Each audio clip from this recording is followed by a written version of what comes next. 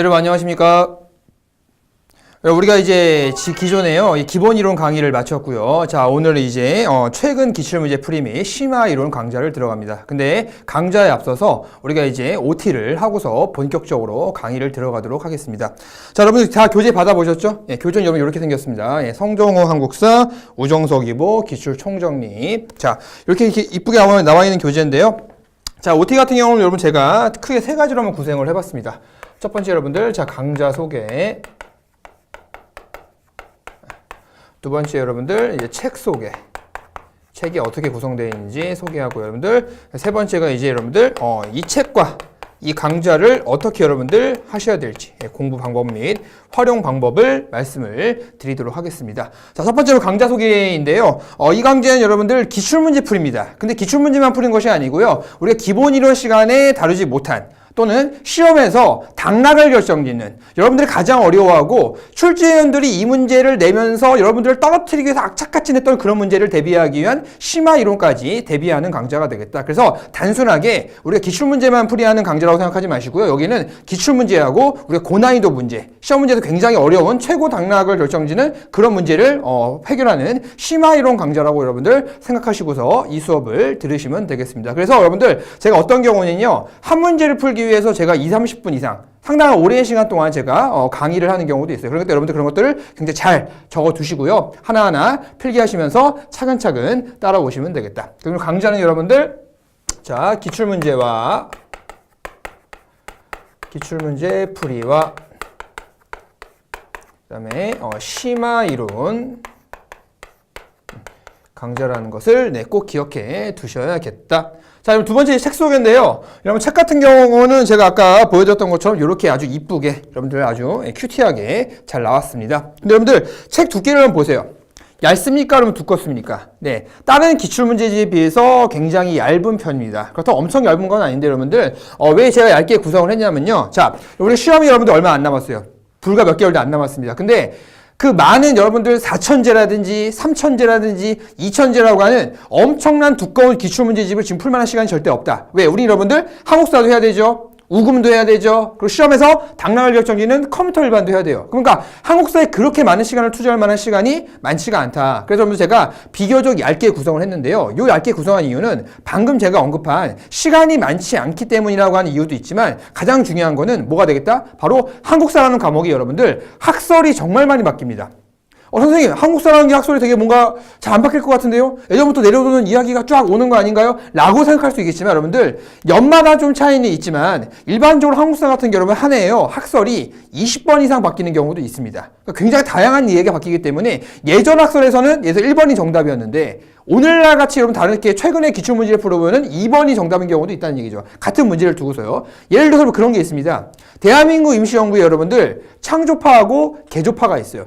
임정이 침체에 빠지자 임정을 새롭게 만들자 창조파. 임정의 내부의 체제에 대한 개혁을 통해서 임정을 조금 더 부활시키자는 개조파가 있습니다. 근데 예전에는 여러분들 대한민국 임시정부의 1대 국무총리였던 이동희 선생이 창조파로 정답으로 나왔었어요. 근데 최근에는 국사편찬위원회하고 그 다음에 이동희 선생 사업기념본부에서 이동희 선생은 창조파가 아니라 개조파라고 여러분들 바꿔달라고 그러기 때문에 교과서에서도 이른바 여러분 이동희 선생은 창조파가 아니라 뭐라고 나온다? 개조파라고 나온다. 그러니까 실제 시험 문제에서 뭐로 체크해야 됩니까? 창조파가 아니라 예전 같았으면 창조파가 답이었겠죠. 지금 같은 경우에는 개조파가 답이다.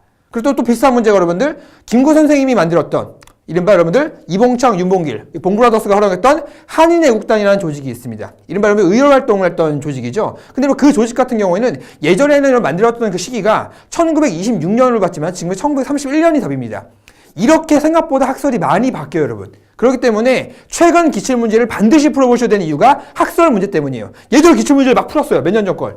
풀었는데 거기서 1번이 답이었는데 그거 풀고 나서 여러분들 올 시험 문제 나왔는데 예전 거를 정답으로 체크해버리면 틀린다는 얘기예요. 그러면은 그거에 대해서 책임을 누가 질 수밖에 없다? 본인이 질 수밖에 없어요. 그렇기 때문에 학설이 정말 많이 바뀌는 한국사 같은 과목은 반드시 여러분들 4천제, 3천제 시간 남으면 풀어도 좋죠. 하지만 문제가 뭐냐면요. 학설이 여러분 예전 학설 같은 게 들어가 있기 때문에 그런 기출문제는 반드시 피하셔야 된다는 겁니다. 그래서 최근 기출문제 많게는 4년, 조금 길면 5년 가깝게는 3년 정도의 기출문제는 반드시 풀어보셔야 된다는 겁니다. 그래서 제가 이렇게 보면 우리 이쁜 책에다가 자, 뭘 담아놨다 여러분? 이른바 자, 최근 기출 자 문제를 제가 여기에 담아놨습니다. 그럼 이거만 해도 양이 적지가 않아요. 왜? 이거만 푸는 게 아니지 않습니까? 우리가 이것도 하고 추가적으로 심화 이론까지 하기 때문에 결코 여러분 적은 양이 아니라는 거. 여러분들 하나하나 차근차근 봐야 된다는 거 다시 한번 염두에 두시고요. 자, 여러분 그래서 최근 기출 문제와 여러분 차 안에 구성을 좀 볼까요? 자, 여러분 구성을 보시면 여러분들 제가 머릿말 같은 경우 여러분 책을 어떻게 활용해야 되는지 제가 한번 써놨으니까 꼭 한번 참고해 주시고요. 그 다음에 여러분들 이제 머릿말을 지나면 여러분들 거기 보시면 이제 총 30단원이 여기 있습니다. 여러분들 이쪽에 몇 단원? 이쪽에 해가지고 총 30단원이 있는데 이 30단원이 여러분들 시험 문제에서 자주 출제되는 이른바 제가 어떤 주제를 모아놨다? 이른바 빈출 주제. 95%가 여기서 걸러질 겁니다, 여러분들. 그만큼이나 자주 출제되는 제가 빈출 주제를 제가 30단원, 즉 30테마로 구성해서 제가 써놨으니까 여러분들 확인해 주시고요. 그 다음에 이제 거기서 제가 이제 기출 문제를 쪼개는 거예요. 이 고조선 문제는 어느 테마에, 어떤 테마는 어떤 이런 식으로 제가 쪼개놨기 때문에 여러분들이 어떤 분야에서 문제를 풀다가 내가 많이 약한지 어느 부분에서 내가 굉장히 강한지 예를 들어서 여러분들이요. 자, 5단원 보시면요. 삼국의 통치와 발전이라고 있습니다. 그 부분에서 여러분들 많이 틀렸어요. 그럼 여러분들 뭘 알 수 있느냐? 내가 삼국시대가 약하구나. 내가 삼국시기를 조금 더 열심히 공부해야겠구나 해가지고 우리 앞에서 여러분들 촬영을 해놨던 이른바 기본 인원을 다시 한번 빠르게 보는 방법도 있고요. 그래서 본인이 스스로 부족한 부분을 어떠한 부분인지 스스로 자가적으로 점검할 수 있도록 제가 30단원을 명확히 구분해 놨습니다. 그렇게 여러분들 하나 확인해 주시고요. 그 다음에 하나 더 말씀을 드리면요. 자, 한 장만 넘겨보세요. 넘겨보시면 여러분 자 이제 1단원 나옵니다. 뭐라고 써있습니까 여러분들? 역사 학습의 목적. 여러분들 그 밑에 제가 고득점 방법을 써놨어요. 그러니까 대충 막 그냥 미친듯이 여러분 미련하게 공부하지 마시고요. 이 파트를 고득점을 막기 위해서는 어떤 주제를 봐야 되는지 그 주제에 맞춰서 공부하시면 여러분들 단기간 내에 한국사 고득점을 맞는 게 그렇게 어려운 일은 아니라는 겁니다. 그거 하나 염두에 두시고요. 또 하나 그 밑에 제가 또는 최근에 이 단원에서 어떤 문제가 자주 출제됐는지 여러분 요거는요 참고만 좀 해주세요. 왜냐면 이것만 보면 문제가 생길 수 있어요. 왜냐면요 이것만 봤어.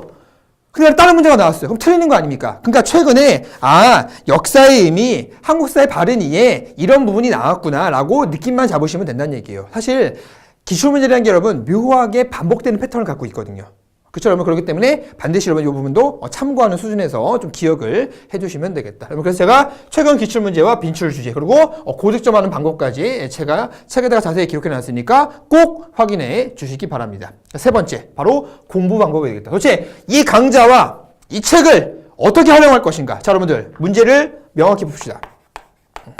문제를 여러분들 명확히 푸셔야 되는 건데 여러분들 이 명확히라는 게 무슨 말이냐면요 뭐 비슷한 말로 하면 정확히가 되겠죠. 근데 어떻게 푸냐? 우리가 문제를 풀었어요. 그래서 일단은 문제를 풀었어요. 역사학습의 목적을 풀었는데 거기서 여러분들이 맞춤 문제가 있겠죠. 맞춤 문제가 있겠죠. 여러분 그리고 반면에 틀린 문제가 있겠죠. 그럼 여기서 일반적으로 수험생들이 맞았구나 하고 넘어가요. 틀렸구나. 그럼 틀린다면 어떻게 하겠습니까? 그 바로 밑에 있는 해설을 찾아봅니다. 그러고서 이 문제가 이렇게 해서 틀렸구나 하고 넘어가요. 그럼 끝나는 거예요. 여러분들은 이 강좌를 안 보는 거와 똑같습니다. 시간이 없어요, 여러분들. 단기간 내에 여러분들이 원하는 것이 단기 한국사 고득점 아닙니까? 빠른 합격 아닙니까? 그럼 여러분들 제가 시킨 대로 해보세요. 명확히 푸시라고요. 그럼 명확히 어떻게 푸냐? 자, 맞춘 문제에 대해서 여러분들 내가 이거 어떻게 맞췄는지 스스로 생각해보는 습관이 필요해요. 1번 문제 맞췄어요.